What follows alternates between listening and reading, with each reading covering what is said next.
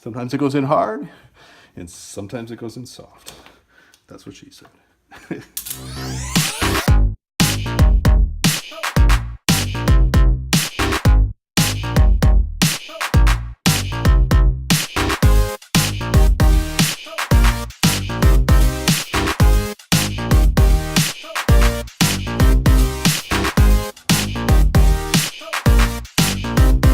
Hey guys, today we're going to take a look at some of the basic stuff you need to do in arcade repair, and we're going to take care of replacing a broken line cord.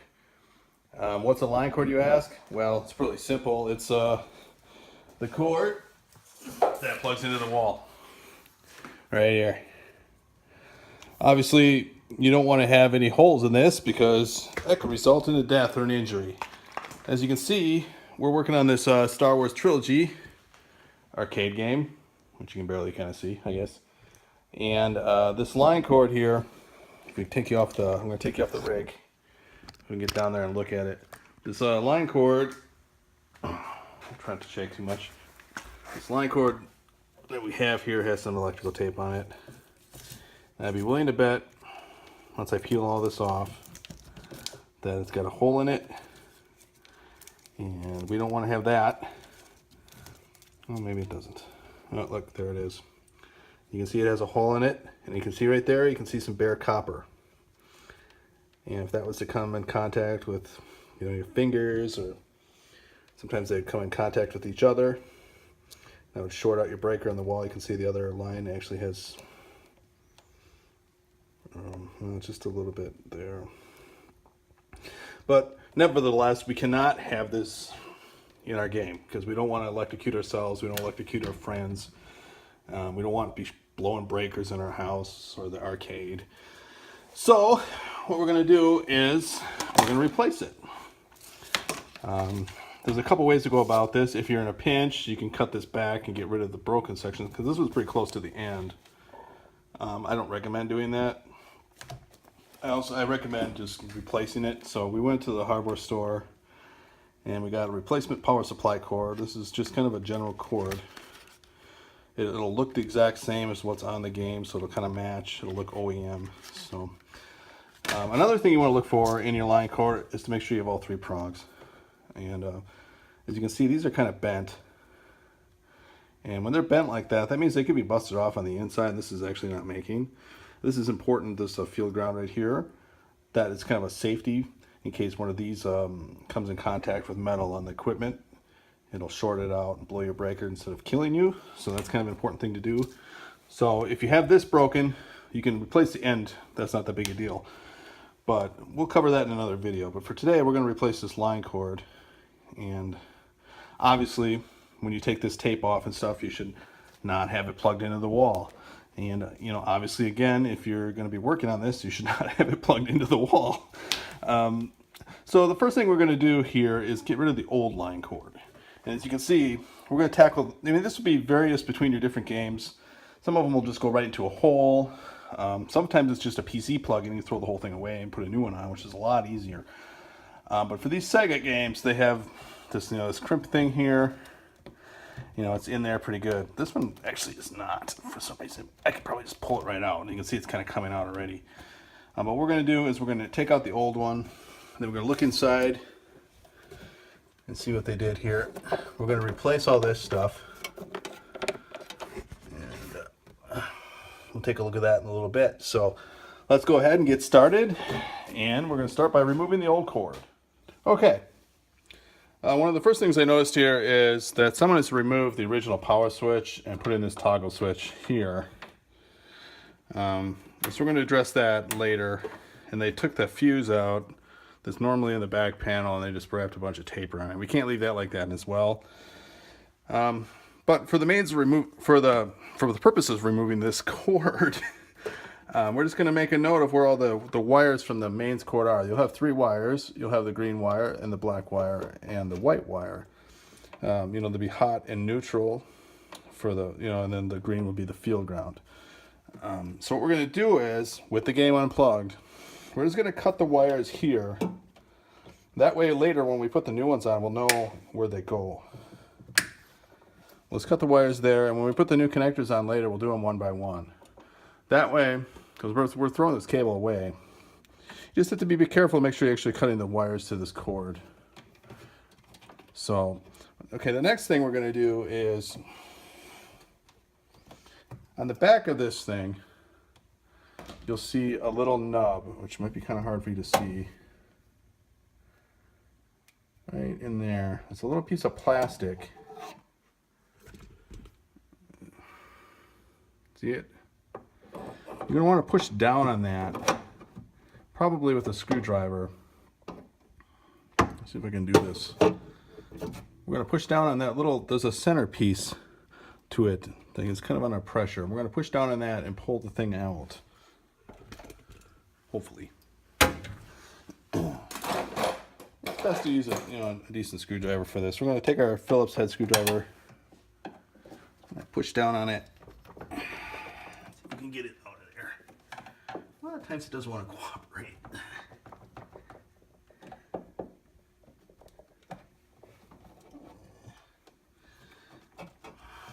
Yeah, it's in there pretty good. So what we're going to do to alleviate some of the strain is we're going to, doesn't want to cooperate. Might help to push it back in a little. Is I'm going to cut the wire.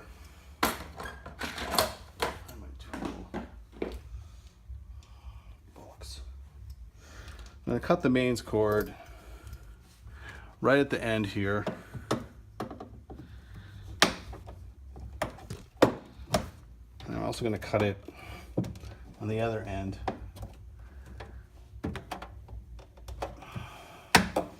Getting this thing out will be one of our toughest things we have to do today. So I'm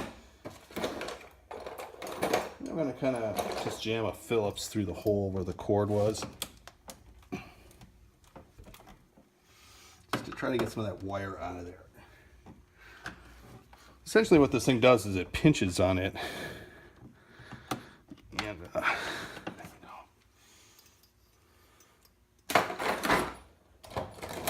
if you can get appliers in there, it's also just as good as a screwdriver. But yep, and there it goes. It popped right up. So once we get it out, you can see what it is. It literally is just this plastic doohickey here. It literally crimps the line in it. Now you don't have to put this back on, but I recommend that you do, because it keeps the cord from pulling out on the inside and stuff. So. So the next thing we're going to do is we're going to take our new cord.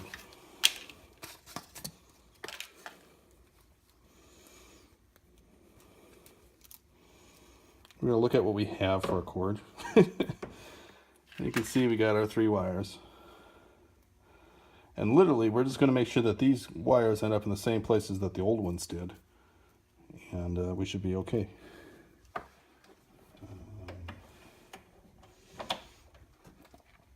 Typically for the green one, I'll actually splice it and solder it. And if you don't have the proper wire, the crimper pieces, you can do the same. You can solder these. As long as you do a good job and heat shrink it, it should be okay. But I'm going to go we're going to put the ends on right away before we do this. That way we don't have to do it inside of there. And we'll probably just, we'll solder this green one. I mean, there's an end for that too, but you know, we'll just do that this way. Okay, so for this process, we're literally just going to take new spades and we're going to put them on here. We may have to trim some of this wire off. We'll see. No, it's okay. The most important thing with these is you need to get shielded spades, because we're dealing with 110 volts, and you need to make sure you crimp them very well. They're not going to pull out. And we're going to do that for our 2 main leads here. I'm actually going to trim some of this wire. It's a little bit too much.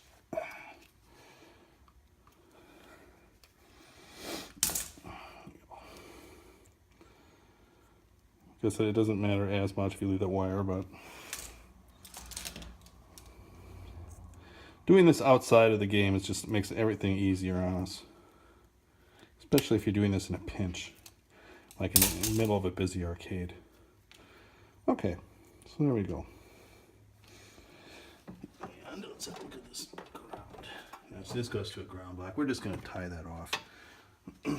So the next thing we're going to do is we're going to take this stuff and feed it through the original hole. We want to make sure that we have enough wire to meet our original connections.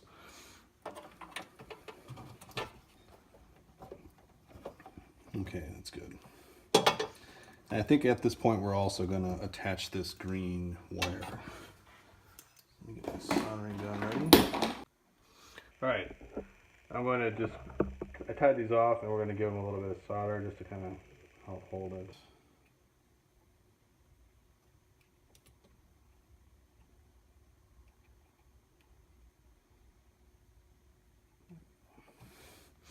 Yeah, this is just the ground. This is the safety field ground, so we want that to make sure that's really good. And then I'm just going to cap it. I don't have the large heat shrink here for this. Thought I did, but I don't. So we're just going to cap this off with the solder underneath it. There we go. Okay. And now I'm going to connect up these spade connectors. First, we're going to do the white one, which is on the bottom.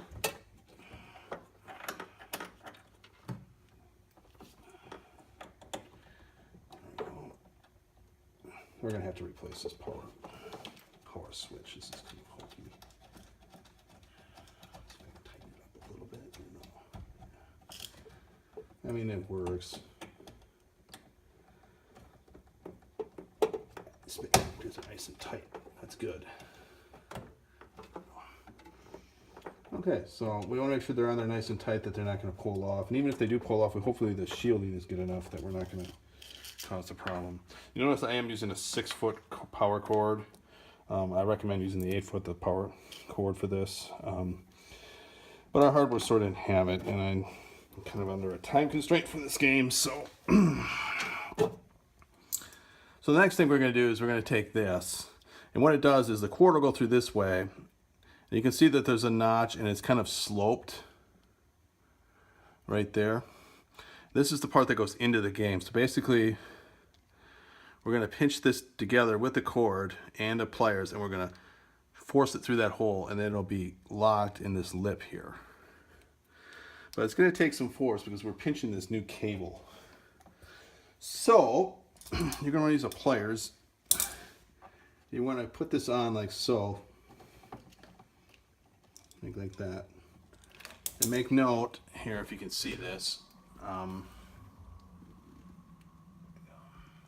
that this hole has notches of flat sides, and so does this piece. So we want to make sure that we get this in straight as well. So I'm going to put you guys maybe down here. I don't know. No, this isn't going to work. Ow, well. Sorry, guys. There we go. You can see. Hopefully you guys can see. There we go. So what I'm going to do is I got it all lined up. I'm going to take my pliers. It's been a while since I did this. Kind of give it a good pinch right away, just to get it where it should be. I'm going to pinch it from the top to bottom. Get it in that hole. There we go. And just like that, it's in. Sometimes it goes in hard, and sometimes it goes in soft. That's what she said. There we go. As you can see, we got our, we're pretty much done. We got our power cord attached. Microphone cable's caught. If we go and look on the inside, aside from this stupid fuse thing, everything is to where it should be. There we go. So the final thing that we want to do is we want to take our digital multimeter and we want to test this cord just to make sure that our grounds are working and everything is good, which I'm sure it is. It's kind of a short cord. I'm going to regret putting it on there. All right, I will come back after I get my multimeter set up. Okay, we have a digital multimeter and we have it set to continuity test for the first test here. And what we're going to do is make sure that this ground plug is good. And it's easy. Actually, you can just do this on any game. You just test it, take one end to the ground plug, and then start testing on different metal things inside the game with it off first. The monitor chassis, the power supply cord, the logic cage. It's a logic cage. You should get a 0. The next test that we want to do is the ohms test. We want to make sure that these two are not shorted as well. We're going to take across the mains. You should read some sort of resistance, like 4.5 ohms looks about right. That means we're reading through the power supply. Now, if the game is switched off, you can see that you're going to get nothing. Well, until I touched it with my hands. Obviously reading through my hand. There we go. And if you switch the power switch on, you can test the power switch, and we should get that 4.95 ohms again. So that's pretty good. If you get a direct short, that's bad. So if it was 0, or if you put it through continuity test, it shouldn't. Okay, you're getting a 5 ohm reading. So it's going to give you a beep, but like if it was a direct short, you'd have 0.2. That's probably an error with the meter because this is 4.6 ohms. So I'm confident that this is safe to plug in at this point. You should run this test before you just willy-nilly plug it in. I know you can just test it by plugging it in, but we don't want to blow up anything. So let's go ahead and I'm just going to kind of leave that there. I know it's not touching anything. That's going to have to be addressed as well. But this is pretty much how you install a power line cord on an arcade game. So let's go ahead and test this, and then we'll see if it works. All right, I'm going to go ahead and plug it in. Yeah, the monitor and the fan's kicking up. And it sounds like everything is fine. And you can see, we got Star Wars. Well, the lights are on, monitor's on, awesome. So it's definitely working. So there you go. Please like and comment on this video if you like it. You know, give us some feedback. Also, be sure to subscribe if you want more videos like this in the future. So there you go, installing a power line cord in an arcade game. Thanks for watching. Thank you for watching. If you like this video, be sure to like and subscribe.